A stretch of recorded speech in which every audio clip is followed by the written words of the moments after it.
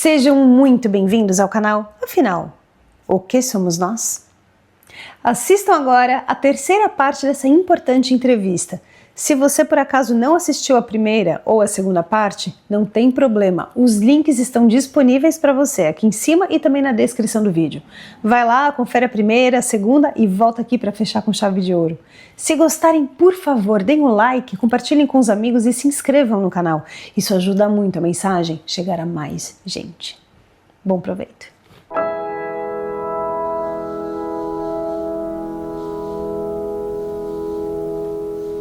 É algum tipo de informação sobre algo que será possível no futuro?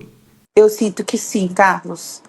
Porque qual seria a intenção, né? Respirar embaixo d'água? Deveria ser só o acidente em si, porque eu já teria a orientação de que poderia sofrer um acidente. Mas por que esse detalhe? E foi o que mais me chamou a atenção. Respirar embaixo d'água, de fazer o teste, de puxar, sentir os pulmões, mesmo estando no corpo espiritual, assim, puxar os pulmões, sentir o ar entrando e ele saindo embaixo d'água. Isso foi o que mais me deixou perplexa nisso tudo. Isso lembra, de fato, a informação trazida pela Mary Correia no vídeo Tudo é Matemática, em que ela recebeu a informação de que mudanças seriam feitas no DNA de tal forma que os seres humanos aqui encarnados pudessem, encarnados quero dizer, na matéria, pudessem respirar embaixo d'água e flutuar. Sobre flutuar você não teve uma experiência, teve? Não, sobre flutuar não, mas respirar embaixo d'água, sim. E qual a próxima experiência que você pode nos contar? Carlos, outro acesso que eu tive foi com relação à minha mãe. Ela um dia me ligou e falou: minha filha, como você tem 2 quartos na sua casa, né? Você tem outro quarto aí, eu tenho uma cama que eu quero adquirir e eu vou pedir para colocar na sua casa. Eu falei: não, mãe, naquele outro quarto eu tenho um closet, eu tenho um escritório que eu fiz, não vai caber cama lá. E aí, Carlos, assim, eu pensei nesse sentido para que minha mãe não fosse sempre para lá e até tirasse um pouco da minha liberdade, né? É melhor não, mãe, deixa do jeito que tá. E aí consegui, Carlos, demover da minha mãe aquela vontade de ter uma cama de solteiro lá, até porque eu sou muito sensível espiritualmente. Minha mãe tem as questões dela que me atingiam muito, né? Então eu preferi tomar essa atitude. Só que passado um mês e meio, eu tive a seguinte informação também no momento em que eu fui dormir. Uma voz surgiu e me falou assim: compre uma cama para sua mãe e coloque na sua casa. Falou 3 vezes, Carlos. Compre uma cama para sua mãe, coloque na sua casa. Compre uma cama para sua mãe, coloque na sua casa. Carlos, manda quem pode, obedece quem tem juízo, né? No outro dia, liguei para minha mãe, falei: mãe, a senhora tem R$2.000, vai no lugar e compre, escolha a cama que a senhora quer. Eu achei melhor assim, porque ela poderia não gostar da cama que eu escolhesse para ela, então preferi que ela escolhesse. E aí ela fez isso e mandou entregar na minha casa. E aí, Carlos, após ela escolher a cama dela e a cama dela ser entregue lá em casa, eu recebi a seguinte mensagem: nunca esqueça que a sua mãe é a sua mãe. Essa mensagem me bateu muito forte, que a minha mãe é a minha mãe nesta vida e eu atendi o que a espiritualidade me pediu. Então, vamos para a próxima. Então, Carlos, agora eu vou contar a minha próxima experiência, que foi uma experiência muito significativa. Eu lembro de todos os detalhes, assim, muito claramente. E se trata de uma outra experiência fora do corpo, onde eu me encontrei, Carlos, num galpão muito grande, claro. Eu lembro do telhado claro, das paredes brancas, e à minha frente havia mais ou menos umas 10 pessoas, entre homens e mulheres. Essas pessoas estavam vestidas de branco e eu estava de frente a elas. Então eu me lembro de estar nesse local, de ver essas pessoas todas em linha reta, olhando para mim. Eu lembro de olhar o local atrás e, em um dado momento, uma pessoa veio do meu lado direito, outra do meu lado esquerdo e me fizeram sentar numa cadeira. Eu me lembro de sentar. Uma dessas pessoas colocou a mão na minha cabeça e fez de uma forma que eu abaixasse a minha cabeça totalmente. Nesse momento em que eu abaixo a minha cabeça totalmente, vem uma informação assim: limpeza, que era uma limpeza. E aí eles jogaram água na minha cabeça. Eu lembro dos meus cabelos molharem. E foi muito interessante, Carlos, porque quando eles jogaram a água, faltou uma parte de trás da minha cabeça para ser molhada. E nesse momento eu pensei, nossa, eles molharam, mas ficou faltando a parte aqui perto da nuca. Carlos, só foi eu pensar, eles jogaram mais água na minha cabeça, de forma que atingisse também a minha nuca e molhasse a minha cabeça de forma completa. E eu me lembro de estar de cabeça baixa, com os meus cabelos assim molhando. E nesse momento, mais uma vez, vem aquela mensagem de limpeza. Eu levanto a minha cabeça e já não sou mais eu, Carlos. Eu sentia que já era outra pessoa. Nesse momento em que eu sinto que eu não sou mais eu, surge uma palavra, um nome dentro da minha cabeça, ecoando muito fortemente, que foi Oxum. Eu me lembro, inclusive falou nesse tom assim, Oxum.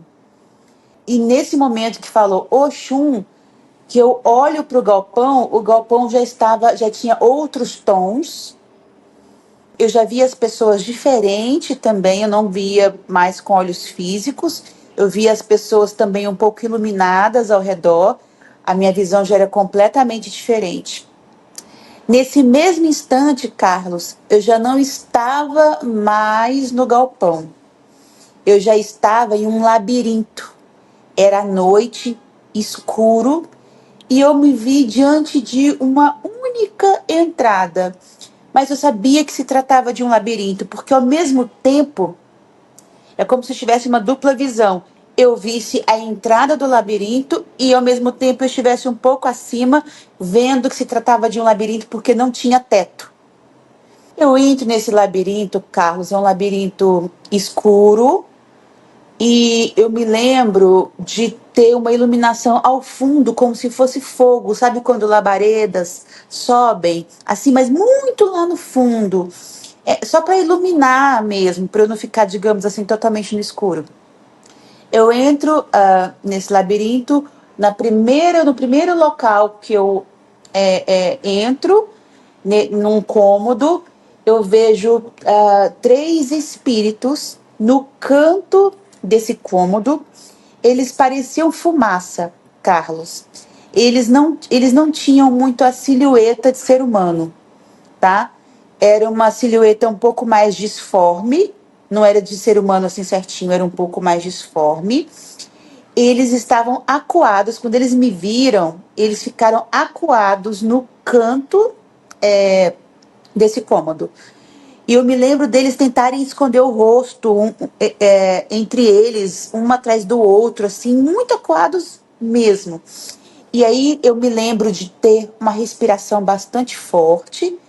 Eu consegui prestar atenção em como eu estava, então era uma respiração bastante forte, era uma postura bastante firme, forte. E assim que eu caminhei e cheguei à frente desses espíritos, eu fiz, Carlos, o seguinte gesto, que eu não sei o que significa.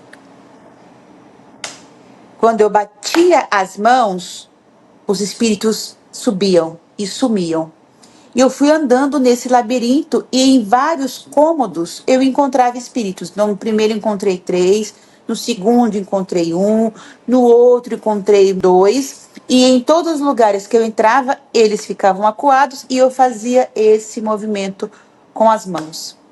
E quando eu batia as mãos uma na outra, esses espíritos subiam. E aí, Carlos, quando eu acordo, que vem toda à tona, né? Toda a mensagem, o nome Oxum, toda a visão, eu corro mais uma vez para o meu celular e anoto toda essa experiência, que foi bastante significativa. Você teve alguma mensagem que esclarecesse o que aconteceu? A mensagem que me foi passada é que eu passei por uma limpeza.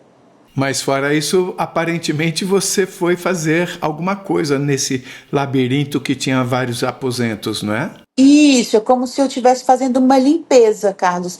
Tanto da água que foi jogada na minha cabeça, como se eles estivessem fazendo, não sei, um ritual para que eu pudesse receber o chum para depois fazer essa limpeza, sabe? Por isso que eu ressalto para todos a questão de hoje me encontrar como universalista crística, porque eu não tenho, né, nenhuma religião, respeito todas, justamente porque alguns dos meus contatos são com entidades, seres, né, de matriz africana.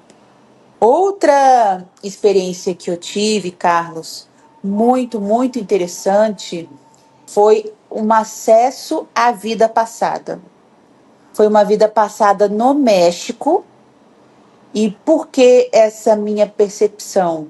Eu me lembro, Carlos, de abrir os olhos e ver um pasto verdejante, assim, muito bonito, ver montanhas ao fundo, isso do meu lado esquerdo, e do meu lado direito, uma casa, uma mansão, estilo fazenda.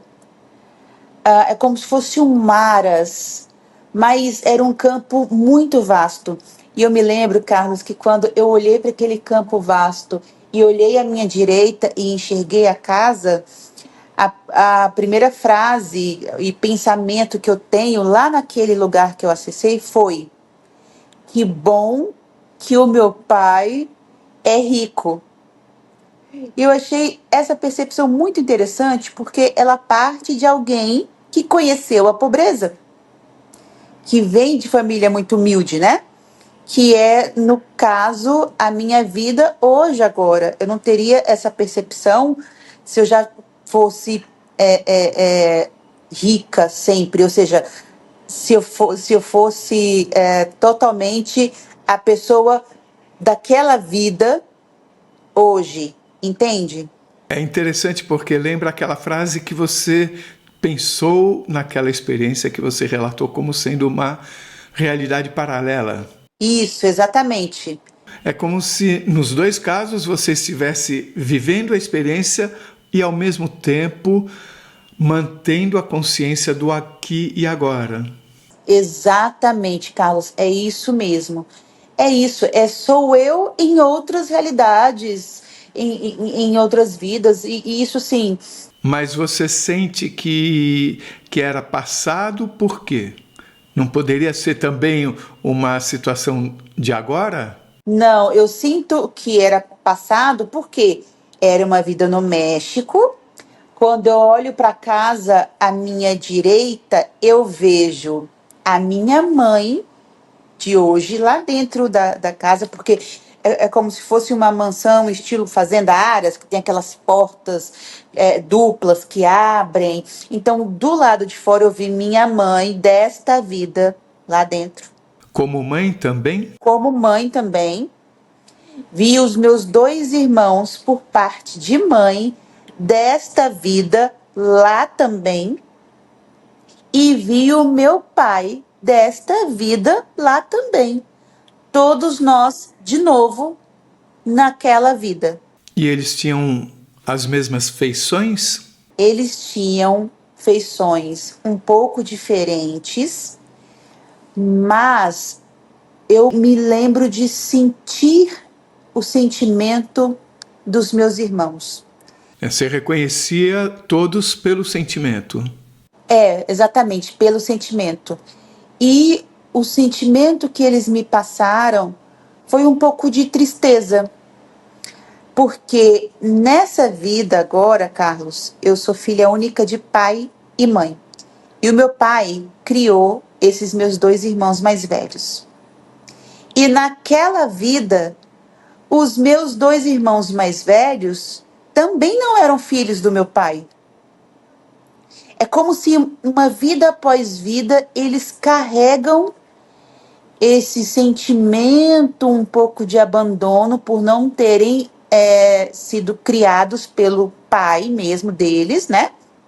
Só pela mãe. E é como se fosse uma repetição de padrão nessa mesma vida. Eu achei assim muito interessante. Então eu lembro de olhar e essa visão da porta dupla aberta dava para a cozinha. Então deu para ver ali minha mãe se movimentando na cozinha, minha irmã sentada numa bancada, o meu irmão, inclusive eu lembro do sentimento dele um pouco rebelde, um pouco, sabe, adolescente, já entrando na fase adulta, quando está um pouco insatisfeito com uma vida que é um pouco rebelde, minha irmã também. Essa experiência, ela também ocorreu durante a noite? Isso, durante a noite, Carlos. Quando você já está dormindo? Quando eu já estou dormindo, exatamente, exatamente. Durante o dia, eu tenho outros acessos. Vamos então para o próximo. Agora, Carlos, eu vou para uma experiência que tem mexido muito comigo desde quando aconteceu. Isso não faz muito tempo. Ela me traz um sentimento de grande angústia, de grande responsabilidade, no qual eu não sei ainda como tratar isso que acontece, que são visões premonitórias, tá? No dia, Carlos, 12 de setembro de 2024, eu acordo muito, mas muito, muito angustiada. Um aperto no peito enorme, porque eu tinha acabado de ver uma cena que me preocupou muito. A cena foi o seguinte, Carlos. Para quem conhece Brasília, ali na Esplanada dos Ministérios, Praça dos Três Poderes, a minha visão era como, Carlos, se a minha casa fosse em um daqueles ministérios. Então, eu lembro o acesso foi o seguinte, eu abro os olhos, eu estou na sala da minha casa com a minha mãe, e eu olho para fora, eu vejo o portão da minha casa, e depois do portão da minha casa é a esplanada. Ou seja, do campo de visão, para as pessoas entenderem, a minha casa era um dos ministérios, tá? Então, eu vejo algumas pessoas do lado de fora e ouço uma explosão muito forte e muito alta. Eu saio da sala e corro para esse portão. Abro e vejo pessoas correndo, muita gritaria, vejo sangue em algumas partes da grama, um pouco mais perto ali da Praça dos Três Poderes. E fico preocupada olhando aquela cena e quando eu estou a entender o que está acontecendo, que explosão foi aquela, que sangue é aquele, quando eu penso nisso, Carlos, me vem na minha frente, passou na minha frente, não tem aqueles... como é que eu posso falar, Carlos? Aquelas gavetas do IML? Era uma gaveta daquela do IML, carregada por 2 pessoas, e dentro dessa gaveta tinha uma mulher sem a metade do corpo. Ela estava deitada dentro desse artefato, estava sem a metade do corpo, e essas pessoas passaram carregando na minha frente. E quando chegou na minha frente, desceram Você falou gaveta, mas é um caixão, né? Um caixão, é aquele caixão metálico. Isso, exatamente. Aquele caixão metálico do IML. Aí 2 pessoas traziam esse caixão, essa gaveta metálica, e botaram na minha frente, Carlos. E colocaram no chão. Quando colocaram no chão, a mulher, sem a metade do corpo que estava dentro, olhou para mim e falou assim: olha só o que fizeram comigo. Quando ela termina de falar essa frase, para um ônibus do lado, exatamente do lado, as pessoas de dentro desse ônibus olham para essa pessoa que está sem partes do corpo. E aquilo, eu me compadeço tanto daquela imagem, Carlos, que a única coisa que eu fiz foi fazer essa imposição de mãos. No mesmo instante, Carlos, eu faço essa imposição de mãos e começo uma oração, pedindo pela vida daquela pessoa que teve o corpo explodido. Pronto. Termina aí a minha visão e eu acordo angustiada, pergunto para as minhas amigas. Inclusive, Carlos, eu tenho os registros no WhatsApp, eu tenho grupos, né, de amigas, e perguntei: meninas, vai ter algum evento na Esplanada dos Ministérios? Vai ter alguma coisa, aglomeração de pessoas? E elas: não. Por quê? Porque eu tive uma visão muito clara de uma explosão na Esplanada dos Ministérios, na Praça dos Três Poderes. Eu vi uma explosão. Será que não vai ter nada? Não vai ter alguma coisa? E elas: não. E eu angustiada, Carlos, porque elas falaram que não ia ter nada. A minha visão é que teria um atentado. Vai ter um atentado em Brasília. E quem quer fazer o atentado quer um momento em que outras pessoas estiverem no mesmo local para chamar mais atenção. Então, eu não queria contar para elas inicialmente a minha visão. Eu queria primeiro saber se teria alguma atividade ali, porque às vezes ali na Esplanada tem show, tem comício, às vezes os indígenas vão lá fazer uma passeata, às vezes, né, as minorias vão fazer passeatas. Então sempre tem alguma coisa ali, às vezes no centro de Brasília, ali na Esplanada, né? Então eu primeiro perguntei se teria alguma coisa. Diante da negativa delas, eu acabei expondo, né, muito assim, superficialmente, e tudo bem. Chamei uma outra amiga no privado, expliquei para ela o que eu tinha visto, perguntei novamente se teria alguma coisa, e ela disse que não teria nada. Chamei a minha terapeuta e perguntei: não vai ter alguma coisa em Brasília? Porque aí eu contei o sentimento, como a minha terapeuta, né?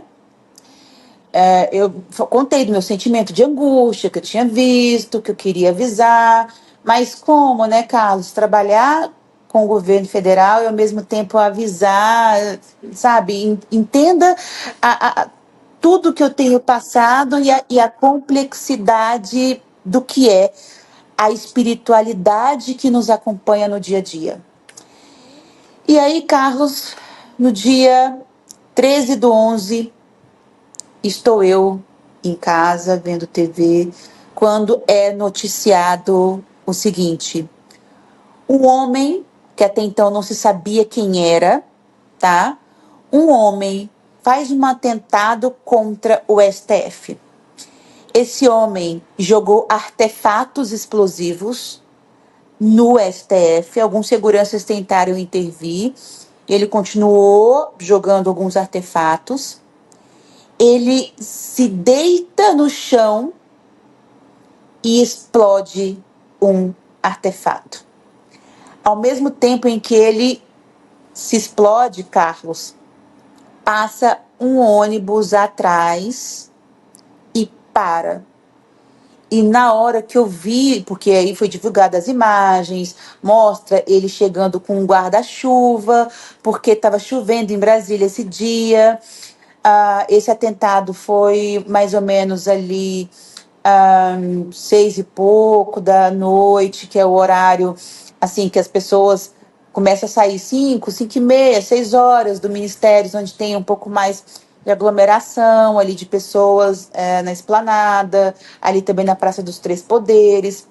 Então mostra ele de guarda-chuva com esses artefatos, esses explosivos. Ele arremessa alguns explosivos no STF, os seguranças correm para tentar entender o que está acontecendo. passa um casal que entende o que está acontecendo e se afasta correndo, e ele deita no chão e aciona os explosivos. Você teve essa visão premonitória 2 meses antes, né? Isso. Então, assim, ele se explode e também ele colocou um carro entre o STF e o anexo 4 da Câmara dos Deputados, cheio de explosivos, que também detonou. E aí, quando eu vejo na TV isso, automaticamente, Carlos, eu tenho a seguinte informação, o seguinte download da espiritualidade, assim, foi a informação que me chegou. Que esse homem, que depois foi descoberto, né, que se chama Francisco Vanderlei Luiz, tá? Ele planejou esse atentado e ele queria que atingisse outras pessoas. Veja, ele colocou um carro cheio de explosivos que explodiu entre o STF e o anexo 4.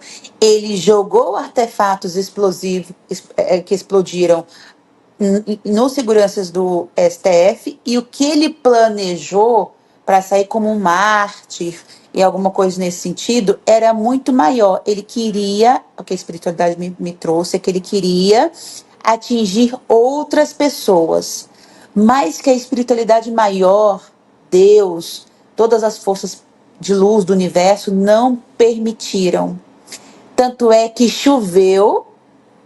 E quando chove, a gente sabe que as pessoas, vai de ônibus, tá chovendo, vou de Uber, eu vou esperar a chuva passar para ir para a parada, vou esperar a chuva passar para sair do ministério.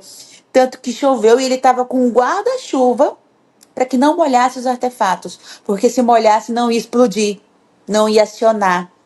Então, o que a espiritualidade trouxe é que ele tentou algo muito maior, mas que não foi permitido acontecer.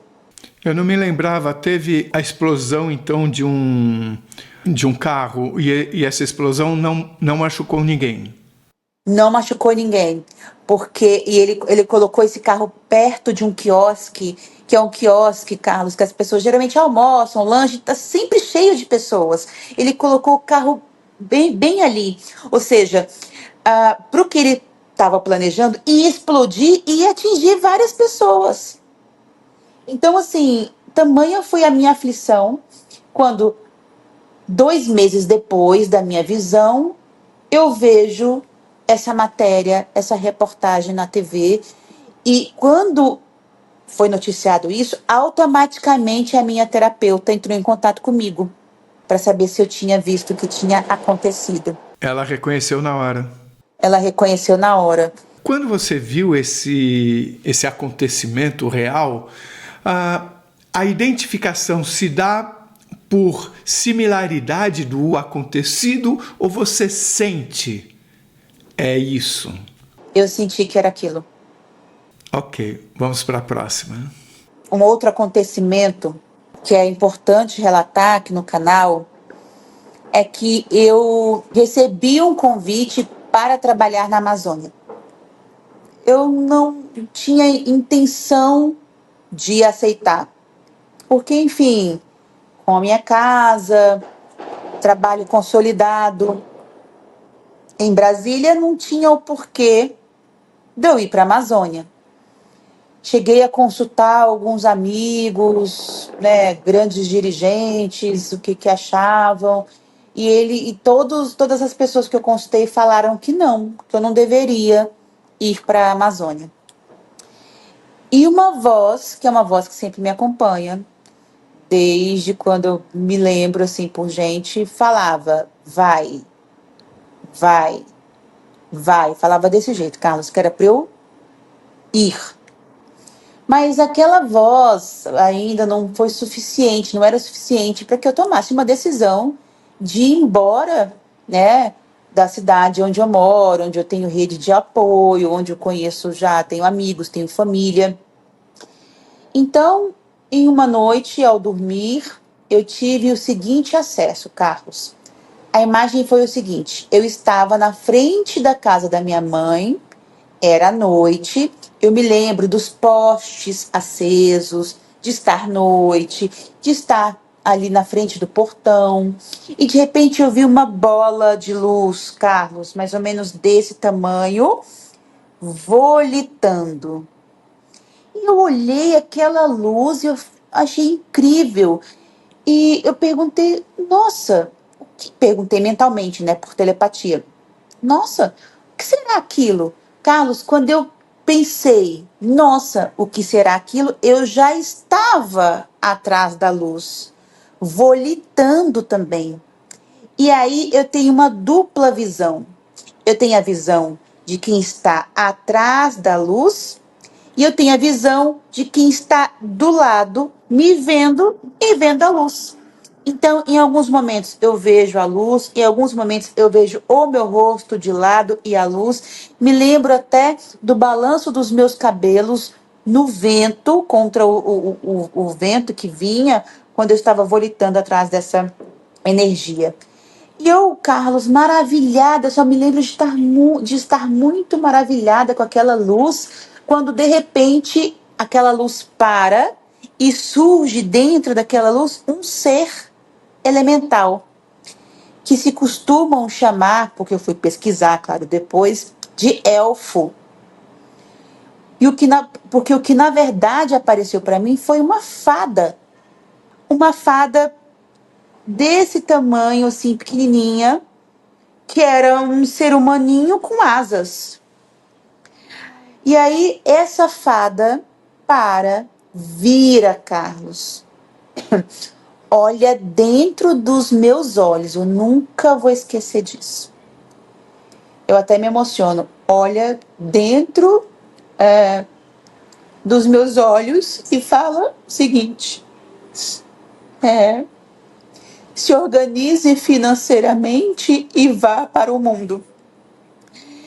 E ela falou uma vez só, virou de costas, se transformou numa luz, porque quando ela apareceu dentro dessa luz, a luz dessa bola diminuiu e ela toda brilhava, né? Depois, quando ela virou de costas e se tornou essa luz de novo e eu fiquei boquiaberta atrás, parada, eu não fui mais atrás, né?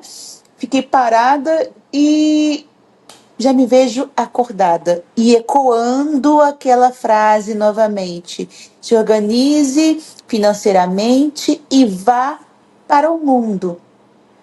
Onde eu troquei em miúdos, Carlos, e entendi que era: saia e vá para o mundo, e vá para a Amazônia, para qualquer lugar que seja. Então, eu estou na Amazônia hoje, a partir dessa orientação espiritual, dessa visão que eu tive, e depois eu fiz um paralelo com a minha visão quando criança, sobrevoando a Amazônia. E eu já estou aqui há algum tempo, sempre volto e falo com Deus, né, com a espiritualidade. Olha, estou aqui, né, para qual missão vocês me mandaram vir, o que eu preciso fazer aqui. Porque é como se ainda não tivesse, talvez, totalmente se mostrado o que de fato eu vim fazer aqui. Você diz que a voz falava para você, vai. Isso, uma voz falava, vai. Ela falava com você acordada. Sim, acordada. Essa voz, ela fala comigo acordada. Eu tenho vários acessos acordada mesmo. Só que ela talvez viu, vou ter que apelar porque só o meu vai não tá adiantando aqui. Sim, exatamente, porque para mim, que sou muito racional, Carlos, muito apegada a evidências, pensamento científico, né? Para mim não era suficiente aquele vai. As pessoas que falavam para você não ir eram pessoas de carne e osso. Sim, grandes dirigentes, algumas autoridades que eu conheço, eu perguntava o que achava, por serem pessoas mais velhas, mais experientes, que muito teria a contribuir com essa minha decisão. E todo mundo falou não. Inclusive minha família, quando eu mencionei que tinha recebido o convite. Tá, aí eu me lembro muito bem, Carlos, da minha mãe comentar assim: ah, tudo bem, mas você não vai aceitar, né? E aí teve que vir esse sonho para eu poder aceitar. Tem me chamado a atenção que algumas entrevistas têm se referido especificamente à Amazônia. Inclusive, algumas pessoas se referem como havendo enormes naves sobre a Amazônia. Eu fico somando todas essas informações e tentando concluir alguma coisa dela. E eu sei de um grupo que está sendo levado a ir à Amazônia, que também, pelo que eu entendo, tem uma finalidade espiritual, eu não sei qual é, nem sei se eles sabem, mas são pessoas que estão indo para o Amazonas. Então, a sensação que dá é que a importância da Amazônia é maior do que a gente pensa. Muito maior, Carlos, eu não tenho dúvida, muito, muito, muito maior. A energia aqui, na parte que não foi desmatada para ser construída a cidade, a energia nas matas fechadas, nos rios, Rio Negro, Rio Solimões, é incrível, né? Os botos, toda a natureza. Uma coisa é você ouvir falar da diversidade da Amazônia. Outra coisa é você ver de perto. É incrível. E agora, o que você nos conta? E então, Carlos, passando a morar na Amazônia, né? Eu começo a buscar alguns elementos para decorar o apartamento onde eu moro. E um desses elementos, que é algo que eu gosto, são plantas. Mas como eu viajo muito, eu pensei, vou comprar algumas plantas artificiais para minha casa. E saí um dia no sábado, fui numa loja de decoração e comprei um jarro grande, também com uma planta bastante alta aqui para casa. Passei no caixa, comprei outras coisas também, algumas flores e tal, mas eu me lembro da a planta bem grande, assim, meio metro. E aí, Carlos, coloquei dentro do carro com alguma ajuda, porque era bastante grande, pesado.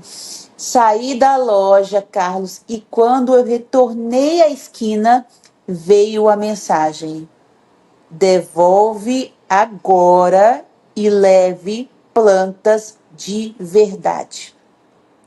Carlos, sabe quando vem uma informação na sua cabeça e você, na mesma hora, você pensa, ai, devolver, né? Você, na mesma hora, responde? Na mesma hora, eu respondi.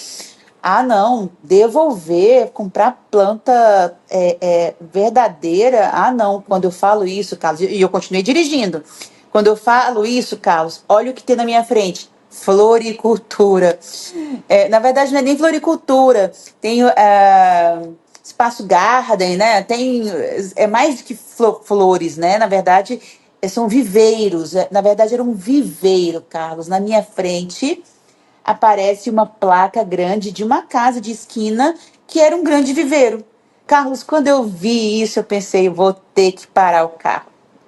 Parei o meu carro, Carlos, desci, passei 1 hora escolhendo plantas para o meu apartamento.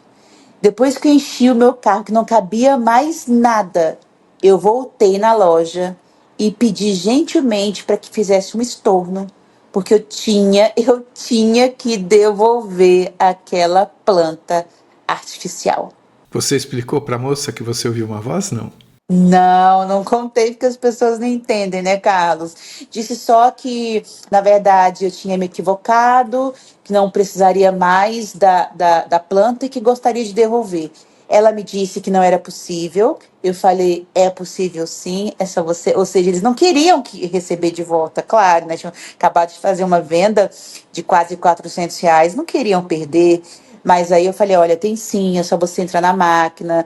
Aí fui falando, ela percebeu que eu sabia que era possível estornar, e aí ainda fez uma negativa, eu pedi para chamar a gerente, e só após sensibilizar e conversar com a gerente foi que ela aceitou, nós estornamos, eu devolvi essa planta e voltei aqui para casa com um carro cheio de plantas naturais. Voltando naquela questão da visão que você teve do que foi um atentado, quando você me contou isso pela primeira vez, você me contou também de uma outra visão de algo que não se realizou. Que tomara que não se realize, mas que ainda não se realizou, no mínimo. Eu queria saber se você poderia falar sobre isso, o que é isso e quando que você teve essa visão. Sim, Carlos, foi uma outra visão premonitória. Eu não quero aqui alarmar as pessoas, mas eu preciso contar o que eu vi.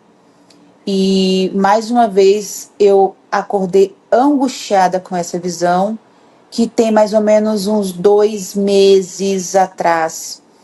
A visão foi a seguinte: ao mesmo tempo em que eu era uma consciência observadora disso tudo, em alguns flashes do acontecimento, eu estou, enquanto pessoa, perto desse acontecido. A minha visão como consciência, eu vejo novamente o centro de Brasília, mas ali um pouco próximo ao centro. Eu vi ali um pouco, novamente, um pouco a Esplanada, um pouco o Conjunto Nacional, e rapidamente houve-se uma explosão, mas de magnitude alta, Carlos, tanto que tremeu o chão. Me lembro de sentir o chão tremendo, o barulho foi tão grande que as pessoas, sabe quando tem uma explosão, todo mundo quase que se joga no chão automaticamente, com medo daquilo. E assim como eu estou ali perto das pessoas e que quase me jogo ao chão ao momento em que ouço a explosão, ao mesmo tempo eu sou uma visão que vê a explosão. Foi uma explosão muito alta e ela foi na direção, e ela ocorreu na direção da torre digital de Brasília, porque Brasília tem a torre de TV e tem a torre digital. A torre digital fica no sentido de Sobradinho, por ali, e a explosão foi perto daquele local. Eu me lembro de ser na direção da torre de TV digital. A explosão foi tão grande que, nesse mesmo momento, as pessoas começaram a ser dispensadas do trabalho. Então, eram pessoas saindo dos ministérios, pessoas saindo da Câmara dos Deputados, do Congresso Nacional, da Praça dos Três Poderes, pessoas saindo do setor de autarquia sul, pessoas saindo do setor bancário sul, muitas pessoas saindo ao mesmo tempo, carros tentando sair ao mesmo tempo, fugindo daquele barulho, daquela explosão, tentando voltar para casa. Muitas pessoas correndo para as paradas, tentando pegar os últimos ônibus que ainda estavam passando. Foi um caos, Carlos. Parou assim, era mais ou menos 3 horas da tarde, centro de Brasília parou. Todo mundo saindo ao mesmo tempo. Isso seria um acidente ou você vê como uma coisa provocada? O sentimento que eu tenho é de uma coisa provocada. Normalmente eu não digo durante a entrevista o dia, eu não informo o dia em que foi feita a entrevista, porque eu considero que todas as entrevistas são eternas. Elas não ficam velhas, elas são sempre absolutamente novas, elas têm sempre muito a nos ensinar. Mas por causa das informações que você trouxe, eu me sinto meio que na obrigação de dizer que essa entrevista aqui foi feita em 2 dias, no dia 1º e no dia 3 de dezembro de 2025. Você teve experiências muito diversificadas, que não tive essas experiências, imagino que elas ajudem você a entender o momento. Queria saber o que você pode dizer para a gente, o que a gente deve ter no coração para ter mais sabedoria para enfrentar os desafios do dia a dia nesses tempos atuais. Carlos, eu quero dizer 2 coisas principais. A primeira é ame sem medidas. Ame a você mesmo, ao próximo, a natureza, aos animais, tudo e qualquer ser senciente, ser vivo, o nosso semelhante, que a gente possa amar a todos e sempre emanar energias positivas para o universo.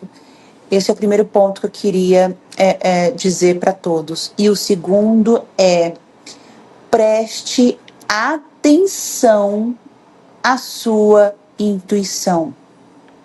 Às vezes pode ter uma intuição, uma voz também falando com você, e que às vezes no dia a dia, pela correria, a gente não consegue identificar. Mas parem um pouco, ouça aquela voz que vem do coração e que surge na sua cabeça como se fosse um segundo pensamento, mas que na verdade, a depender de cada caso, nada mais pode ser do que a própria espiritualidade também conversando e orientando a gente a trilhar um melhor caminho nessa missão que nós estamos agora e que nós chamamos de vida. Então, esse é a minha mensagem a todos. Se você gostou, por favor, se inscreva no nosso canal, dê muitos likes, faça comentários, compartilhe com seus amigos, toque o sininho, porque assim você sempre fica sabendo quando chega vídeo novo, saído do forno. E se você tem alguma dúvida ou passou por uma EQM e gostaria de compartilhar a sua história com o mundo, por favor, nos escreva. Anota aí, o nosso e-mail é afinal-o-que-somos-nós@gmail.com. Essa é uma nova fronteira do conhecimento humano. Vamos juntos atravessá-la?